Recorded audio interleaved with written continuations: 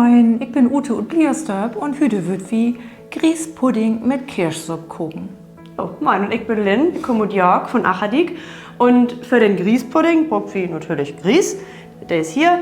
Dann einmal Zucker und Vanillezucker, den Merk. Jo, und für die Suppe braucht wir ein Kanäle. Und ihr könnt auch einfach Zimt nehmen, Stärke und natürlich Kirschen. Wir habt hier die Säutenkirschen und auch die Schattenmorellen, die Surenkirschen. Mit den Suren schmeckt das ein Beten besser. Das Gaude ist, wenn ihr die vergangene Jahr inguckt habt, dann könnt ihr auch gleich den Saft nehmen und dann schmeckt das noch ein Beten besser. So, nun geht wir einmal die Schattenmorellen ab. Das wie scheuen die Flüssigkeit. Naja. Wollen dann nicht so richtig gut kommen. Jo. So. So, das ist ja fein. Ja, und den Saft von den Morellen und das Wasser bucht wir zusammen für uns Suppe. So 1 Liter und einen halben Liter. Das geht wie nochmal zur Haupt hier. Und dann habt wir die Basis für die Suppe. So, jetzt nehmen wir die Säutkirschen, muck den Stängel auf. Und mit dem Instrument hier kann man den Kirschkern da gut pulen. So, als ein Profi. Da ist er. So. Und so muck wie das mit der anderen Kirschen wieder. Ich helfe dir mal. Ja.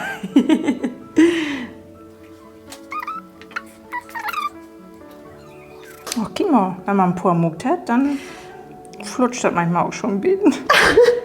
Wie mir flutscht hier gar nichts. Wie mir flutscht bloß der Saft und die Kirschen. So, und nun packen wir unsere Kirschen und das Wasser und den Saft zur Haupt in den Pott und dann packen wir noch ein Stang Kanäle dort drauf. Und dann war das kocht.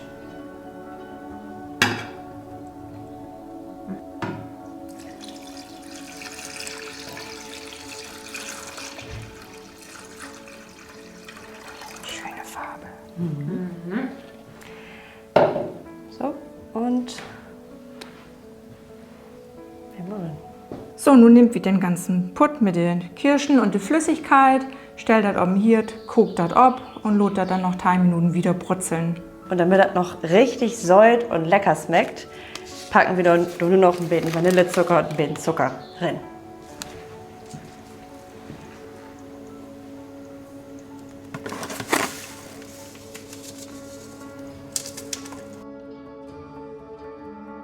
So, nun nimmt wieder Stärke und läustert ein bisschen mit Wasser ab. Immer schön rühren, damit man keine Klümpchen hat. Da das nicht klumpig war, Loder, in der Suppe. Genau.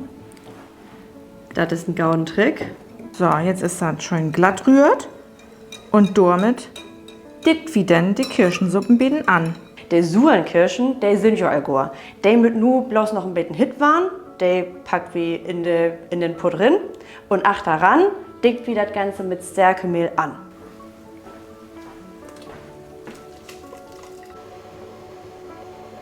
So, die Kirschensuppe habt wir noch einmal abgekocht.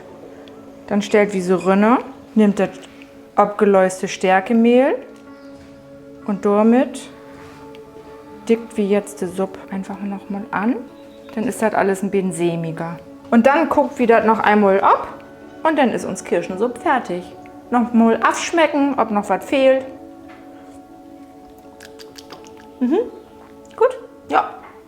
So, nun kommt noch ein Geheimtipp. Wenn ihr noch ein paar Himbeeren zur Hand habt, dann könnt ihr die auch noch in die Suppe packen. Dann gibt das noch mal so ein feines Aroma dort drauf. Mal ran. Wir müssen auch gar nicht lang gucken. Einfach in die noch hitte Suppe rein und dann wart der auch gar. So, nun sind wir schon wieder in Grießpudding ankommen. Dort nehmen wir einen halben Liter Milch. Kommt hier rein in den Pott.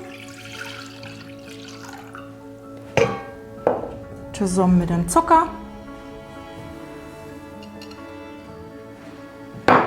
Und eine Lütsche Prise Salz. Und ganz bisschen Salz. So. Und das kommt jetzt ab den Herd und wird abgekocht werden. Man schau.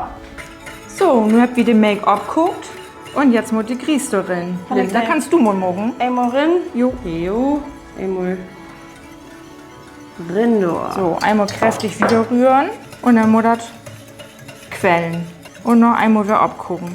So, jetzt habt ihr unseren leckeren Grießpudding fertig.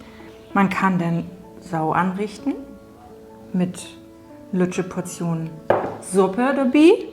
Oder man nimmt die graude Schol mit dem grauen Teller und muckt sich die Suppe da einfach mit drauf. Und wir wünschen allen gauen Appetit und viel Spaß beim No gucken. Dann leg das mal noch rinpütschern hier. So. Und der Kläuf. Wie wird uns das nur richtig schmecken? Ja.